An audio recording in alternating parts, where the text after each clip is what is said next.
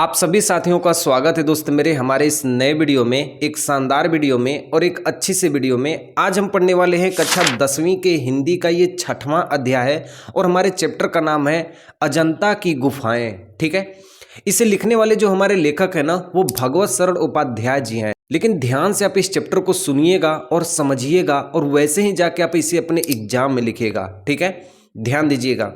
देखिए, जो अजंता की गुफाएं हैं, एलोरा की गुफाएं हैं और एलिफेंटा की गुफाएं हैं, ये तीनों की तीनों गुफाएं हैं ना, ये महाराष्ट्र के औरंगाबाद में पड़ती हैं, जिसे आज के नाम में हम छत्रपति संभाजी नगर कहते हैं। तो ये जो तीनों गुफाएं हैं ना, एक ही जिले में है लेकिन दूरी दूरी पर है। तो जो अजंता की गुफाएं हैं ना, ये हमारे चैप्टर्स में दे दिए गए हैं। जो एलोरा की गुफाएं हैं वो हमारे चैप्टर्स में नहीं दिए गए हैं। एलिफेंटा की गुफाएं हैं वो भी हमारे चैप्टर में नहीं दिए गए हैं। तो हम आज बात करेंगे सिर्फ और सिर्फ अजंता की गुफाओं के बारे में। ठीक है, ध्यान दीजिएगा। देखिए, ये जो आपको गुफा दिख रही है ना, ये अजंता की गुफा है और इसमें देख रहे हैं, ये अजंता की गुफा को पहाड़ी को काट कर बनाया गया है। ये घोड़े के नाल के आकार की जैसी है। इसमें आप देखेंगे कि चंद्रमा, आधा चंद्रमा जिस आकार में दिखाई देता है, वैसे ये अजंता की गुफा है। इसमें आपको आदमी दिख रहे हैं। देखिए, ये जो आदमी आपको दिख रहे हैं, ये देखिए अंदर चढ़ रहे हैं, तो ये गुफाओं में जा रहे हैं। तो इसके अंदर गुफा है और इस गुफाओं में 29 गुफाएं हैं और इन्हीं 29 गुफाओं में भगवान बुद्ध जी की मूर्ति, भगवान बुद्ध जी के सारे जीवन की घटनाओं को इसी गुफाओं में बताई गई हैं। ठीक है, क्लियर। अभी मैं आपको आगे अजंता के गुफाओं के बारे में सारी चीजें बताऊंगा, पहले ध्यान दीजिए। आगे मैं बात करता हूं दोस्त मेरे, मैं दूसरे नंबर पे आपको बता देना चाहता हूं, ये एलोरा की गुफाएं हैं। ठीक है, ध्यान से सुनिएगा। इस एलोरा की गुफाएं, ये भी छत्रपति संभाजी नगर में ही है, औरंगाबाद में। तो ये एलोरा की गुफाएं हैं। इसमें 12 बौद्ध गुफाएं हैं, 17 ब्राह्मण गुफाएं हैं और 5 आपको जैन गुफाएं देखने को मिलेंगे। आपको ये जो चित्र दिख रहा है ना, ये भी पहाड़ी को काट कर बनाई गई मंदिर है। ये एलोरा की गुफाएं। आप 20 रुपये के नोट देखेंगे ना, तो 20 रुपये नोट के पीछे जो आपको चित्र बना रहेगा ना, वो एलोरा की गुफाओं का चित्र है।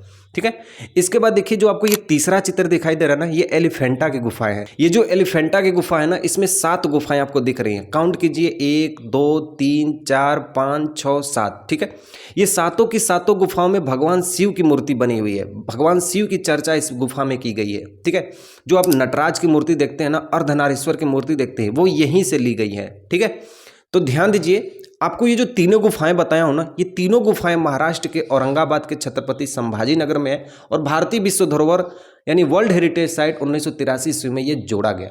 लेकिन दोस्त मेरे, आप बोलोगे भैया कि हम लोग की जो क्लासेस है उसमें हमें पढ़ना है अजंता की गुफा, तो मैं आपको वही बताऊंगा। लेकिन सबसे पहले मैं आपको वो बता रहा हूँ कि ये कहाँ है, कैसा है और किस तरह से स्थित है, मैं आपको पहले ही समझा दिया हूँ। ठीक है, और मैं आपको ये जो चैप्टर है ना, ये मैं पूरे डिटेल से बताऊंगा। ऐसे बताऊंगा कि आप इसके नोट्स को यदि लिख लेंगे और इसे आराम से पढ़ेंगे तो ये जरूर आप इसका एग्जाम एक बेहतरीन तरीके से दे देंगे। ठीक है, बस मेरे साथ साथ आपको ध्यान से समझना है। कैसे समझना है भैया? एकदम ध्यान से समझना है। ठीक है, देखिए, देखो क्या मैं लिखा हूं कि अजंता की गुफा, एलोरा की गुफा, एलिफेंटा की गुफा, ये तीनों गुफाएं महाराष्ट्र के औरंगाबाद के छत्रपति संभाजी नगर में स्थित हैं, जैसा कि मैं आपको बताया हूं। ठीक है, ध्यान रखना।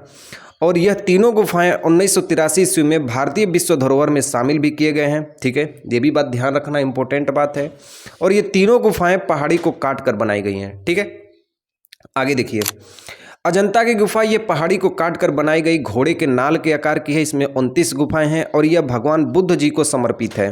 और यह जो अजंता की गुफा है, ये वाघोरा नदी के किनारे पर स्थित है। ध्यान रखना, कहाँ पे है? वाघोरा नदी के किनारे हमारी अजंता की गुफा स्थित है।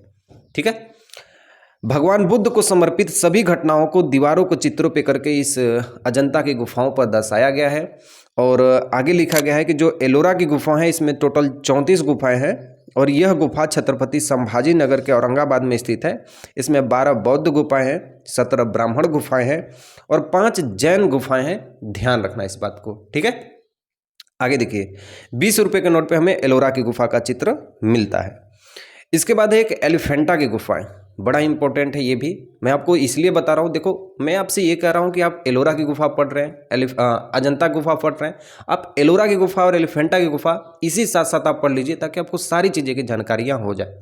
बाद में आपको मैं सारी चीज़ें बताऊँगा अजंता की गुफाओं के बारे में। ठीक है, मैं आपको पूरे चैप्टर ही अजंता के बारे में बताऊँगा, लेकिन जो इंपॉर्टेंट चीज़ है वो तो मैं आपको बता के ही यहाँ से छोड़ूंगा। ठीक है, देखिए, देखो ये जो एलिफेंटा की गुफा है ना, इसमें 7 गुफाएं हैं और ये महाराष्ट्र के छत्रपति संभाजी नगर में ही स्थित है और ये भगवान शिव को समर्पित है और यहीं पे हमें नटराज की मूर्ति मिलती है। देख लो भाई, फिर से एक बार देख लो, ये नटराज की मूर्ति आपको दिख रही है, यही नटराज की मूर्ति यहीं से मिली है। ठीक है, आगे देखो।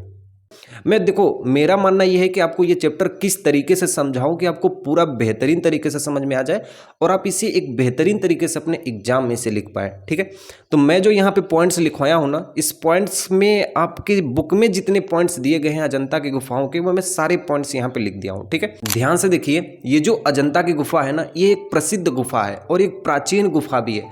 लगभग आज से 2000 वर्ष पहले इस गुफा को बनाया गया है। इस गुफा में भगवान बुद्ध जी की सारे जीवन की घटनाओं का वर्णन किया गया है। ठीक है, भगवान बुद्ध जी अपने घर को जब छोड़ के गए थे, भगवान बुद्ध जी जब ज्ञान को प्राप्ति किए थे, भगवान बुद्ध जी की जब मृत्यु हो गई थी, ये सारी घटनाओं का चित्र आपको अजंता की गुफाओं की दीवारों पर आपको देखने को मिलेगा। ठीक है, साथ ही आप अजंता की गुफाओं में जब आप जाएंगे ना, तो वहाँ पे देखेंगे कि दीवारों पे कुछ पेंटिंग की गई होती हैं, कुछ चित्र बनाए गए होते हैं, जिससे भारतीय संस्कृति का भी प्रतीक मिलता है। आपको ये आदमी दिख रहे हैं ना, तो ये आदमी जैसे ही अंदर प्रवेश करेंगे ना, इन आदमियों को सबसे पहले बुद्ध जी की मूर्ति मिलेगी। उसके बाद इसमें 7 गुफाएं अभी चालू हैं, बाकी सभी गुफाएं चालू नहीं है। ठीक है, तो इसमें आप देखेंगे कि भाई देखो ये सब चित्र आपको दिख रहे हैं ना, इसमें देखिए कितनी कितनी ये मूर्तियां बनाई गई हैं। ये सारी की सारी मूर्तियां पहाड़ी को काट कर बनाई गई हैं। सोचिए, मुंबई और हैदराबाद के बीच में एक पहाड़ी है, वो है विंध्याचल की पहाड़ियाँ। ठीक है, उस विंध्याचल की पहाड़ियों में एक सह्याद्री की पहाड़ी होती है। सह्याद्री की पहाड़ी वाघोरा नदी के किनारे स्थित होती है। उसी सह्याद्री पहाड़ियों के बीच में जो सबसे छोटी वाली पहाड़ी होती है ना, वहीं पे हमारा ये अजंता की गुफा बनी हुई है।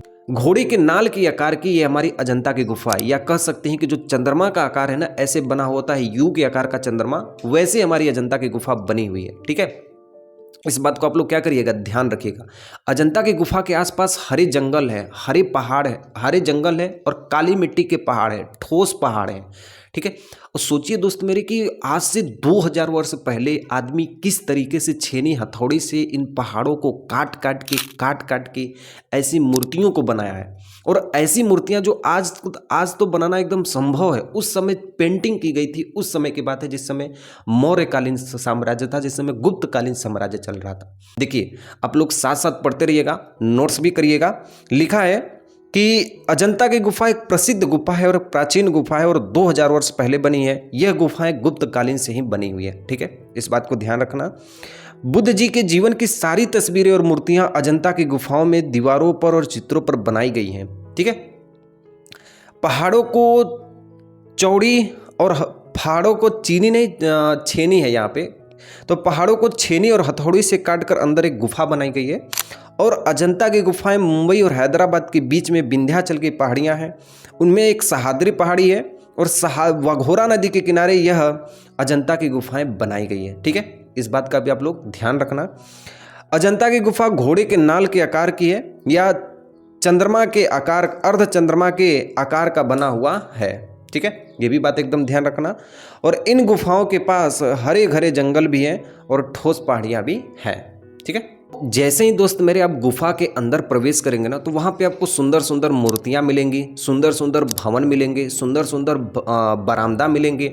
आपको जैसा ये चित्र दिखा रहा हूँ, देखिए अजंता की गुफा में जो पेंटिंग बनाई गई थी ना, वो पेंटिंग खुरदरे दीवार पे नहीं थी, बल्कि जो पहाड़ है ना, पहाड़ों को पॉलिश करके चिकना बना दिया गया था और उस पर अजंता की गुफाओं में चित्र बनाई गई थी। देखो आपको ये जो पेंटिंग दिख रही है ना, ये पेंटिंग अजंता की गुफाओं की ही पेंटिंग है। देखिए ध्यान से देखो, ये पेंटिंग एकदम लग रहा है कि पुराने जैसे हैं, लेकिन देखो कितनी बारीकी से उस समय के ज़माने में पेंटिंग से बनाया गया है। और ये जो मूर्तियाँ आपको दिख रही हैं ना, देखो ये देवी देवताओं की मूर्तियाँ हैं, उसी अजंता के गुफा की ये मूर्तियाँ सब है। ठीक है, तो कभी आपके पास पैसे होंगे ना, तो आप अजंता की गुफा का एक बार जरूर दर्शन करना।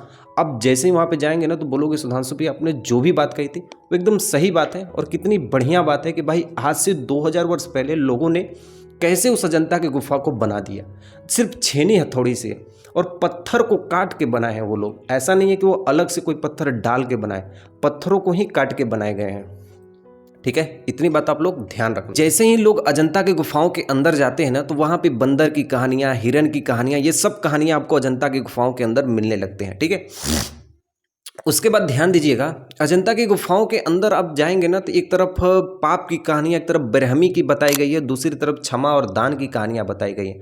वहाँ पे राजा, गरीब, अमीर, क्रोध, हिंसा, ये सब की कहानियाँ आपको बताई गई हैं। ठीक है, इसलिए इन सब पॉइंट्स को ध्यान से पढ़ना और इसे रिवाइज करना। आपको मैं मानता हूँ दोस्त मेरे कि इस पॉइंट्स को भी आप पढ़ लेते हैं ना तो आपको बहुत सारे क्वेश्चन एग्जाम में आप बना के आ जाएंगे। ठीक है, आगे देखिए चैप्टर में लेखक हमसे क्या कहते हैं आगे। ठीक है, अब उस अजंता की गुफा में जो सबसे इंपॉर्टेंट चीज़ है वो है महात्मा बुद्ध जी के बारे में। ध्यान से समझिए, महात्मा बुद्ध जी वहाँ पे कमल का ऐसे फूल लेके खड़े हुए होते हैं और उस कमल की जो डांठी होती है उनकी पत्नी यशोधरा लेके त्रिभंग मुद्रा में खड़ी होती है। त्रिभंग मतलब ऐसे, देखो ऐसे त्रिभंग मतलब तीन ओर से मुड़ा हुआ शरीर होता है, उसे कहते हैं त्रिभंग। एक ऐसे और एक ऐसे, इसे कहते हैं त्रिभंग मुद्रा। तो महात्मा बुद्ध एक कमल लेके खड़े हुए होते हैं और उनकी पत्नी कमल नाल मतलब यशोधरा जो होती हैं कमल नाल लेकर खड़ा होती हैं और त्रिभंग मुद्रा में खड़े होते हैं। ये चित्र वहाँ पे दर्शाया गया है। पहले देखिए महात्मा बुद्ध होते कौन है, पहले आप इनके बारे में पूरी जानकारियाँ जान लीजिए। ठीक है, देखिए जो बौद्ध धर्म के संस्थापक थे वो महात्मा बुद्ध थे। ठीक है, ध्यान रखना इस बात को। महात्मा बुद्ध को लाइट ऑफ एशिया के नाम से जाना जाता है। इनका जो जन्म हुआ था वो नेपाल के कपिलवस्तु के लुम्बिनी नामक स्थान पे हुआ था। ठीक है, इनके जो पिता थे उनका नाम था शुद्धोदन और इनकी माता जो होती है वो 7 दिन के ही अंदर मर जाती हैं इनके जन्म के बाद। तो इनका जो पालन पोषण होता है ना इनकी मौसी करती हैं प्रजापति गौतमी। ठीक है, इस बात का आप लोग ध्यान रखिएगा। ठीक है, तो देखिए ये एक बार घर के बाहर सवारी करने के लिए निकलते हैं। यहाँ पे ये 4 व्यक्तियों को देखते हैं।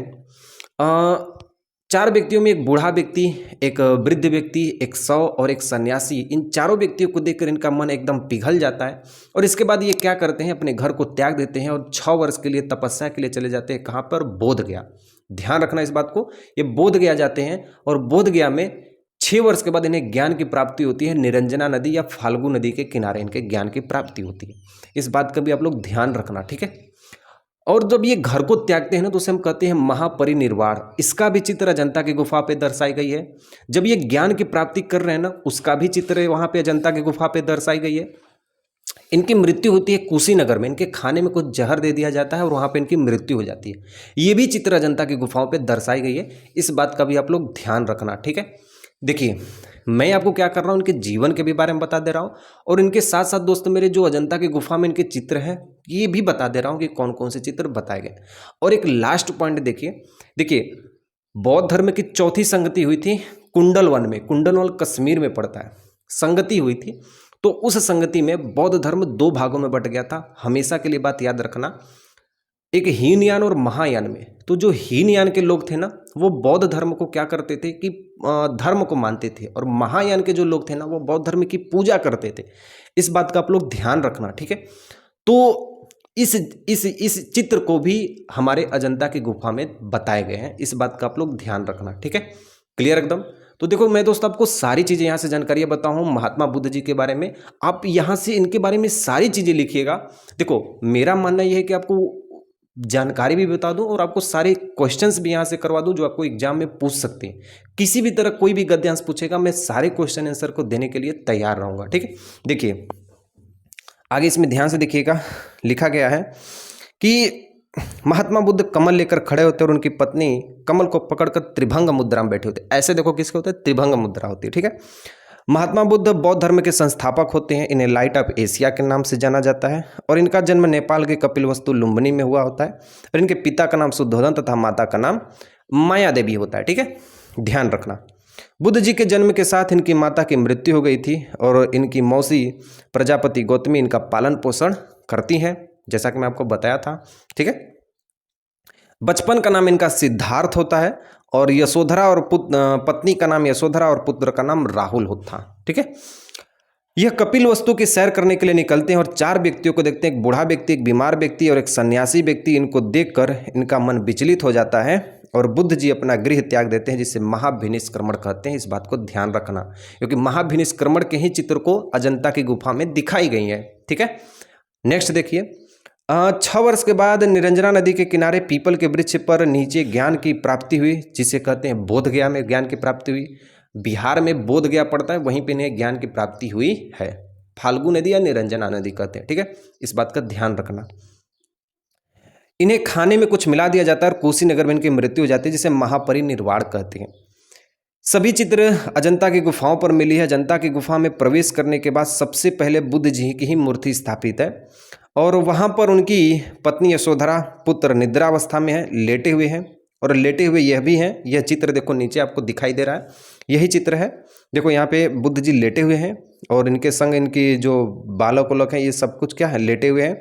आपको ये सारी चित्र वहाँ पे अजंता की गुफाओं में ऐसे दिखाई गई हैं, ठीक है। और राजा कनिष्क के समय बौद्ध की 4 संगति हुई थी कुंडल वन में, और यहाँ पे हीनयान और महायान में बंटवारा हो जाता है बौद्ध धर्म का, ठीक है। आगे देखिए दोस्त मेरे, देखिए जो बौद्ध धर्म के अनुयायी थे ना, जो बौद्ध धर्म को पालन करने वाले लोग थे ना, वो कहते थे कि जो भगवान बुद्ध जी का जो पिछला जन्म था ना, पिछले जन्म में भगवान बुद्ध जी या तो हिरन रहे होंगे, या तो हाथी रहे होंगे, या तो बंदर रहे होंगे। ऐसा उन्होंने कहा है कि जातक ग्रंथ से हमें ये पता चलता है। इसलिए जो बौद्ध धर्म के पालन करने वाले लोग हैं ना, वो जातक ग्रंथ को ज़्यादा मानते हैं, ठीक है। जैसे हम लोग गीता को मानते हैं, ठीक है, गीता को मानते हैं, रामायण को मानते हैं, मुस्लिम लोग कुरान को मानते हैं। उसी तरह जो बौद्ध धर्म के लोग होते हैं ना, वो जातक ग्रंथ को मानते हैं। तो इस बात का आप लोग ध्यान रखिएगा, ठीक है। और आज भी जो अजंता की गुफाओं में सारी चित्र बनी हुई हैं, आज भी वो सुरक्षित है और वैसी की वैसी है, ठीक है। और अभी तक पूरी गुफाएं नहीं खोली गई हैं। इसमें गुफा नंबर 16 और 17 इंपॉर्टेंट होती हैं। हालांकि आपको इतना डीप में आपको नहीं जानना है कि भाई पूरा हिस्ट्री उसका पढ़ने लगे। हम देखो आपको ये चित्र, आपको जो ये चैप्टर है ना, आपको उसी पॉइंट के अनुसार बताया हूँ, उसी तरीके से बताया हूँ, उसी कंटेंट के अनुसार आपको बताया हूँ कि आप इनके बारे में जानिए और यहाँ से आप एग्जाम में इनके बारे में लिखिए। तब आप देखिए अजंता की गुफाओं को कितना बढ़िया से पेपर दे के आएंगे, ठीक है। पॉइंट्स को नोट्स करिएगा और इसे 10-10 मिनट भी रिवाइज करिएगा, आपको ये सारे पॉइंट्स याद हो जाएंगे और एक बेहतरीन सा नंबर आप यहाँ से बना के आ जाएंगे, ठीक है। क्लियर एकदम। मिलता हूँ नेक्स्ट वीडियो में, तब तक के लिए मेरी तरफ से सेवा समाप्त।